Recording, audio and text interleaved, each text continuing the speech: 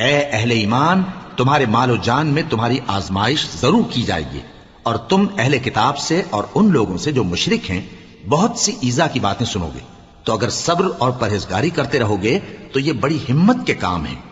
اور جب اللہ نے ان لوگوں سے جن کو کتاب عنایت کی گئی تھی اقرار لیا کہ اس میں جو کچھ لکھا ہے اسے لوگوں سے صاف صاف بیان کرتے رہنا اور اس کی کسی بات کو نہ چھپانا، تو انہوں نے اس کو پس پشت پھینک دیا اور اس کے بدلے تھوڑی سی قیمت حاصل کی۔ یہ جو کچھ حاصل کرتے ہیں برا ہے۔ جو لوگ اپنے کیے ہوئے کاموں سے خوش ہوتے ہیں اور وہ کام جو کرتے نہیں ان کے لیے چاہتے ہیں کہ ان کی تعریف کی جائے، ان کی نسبت خیال نہ کرنا کہ وہ عذاب سے چھٹکارا پائیں گے، اور انہیں درد دینے والا عذاب ہوگا۔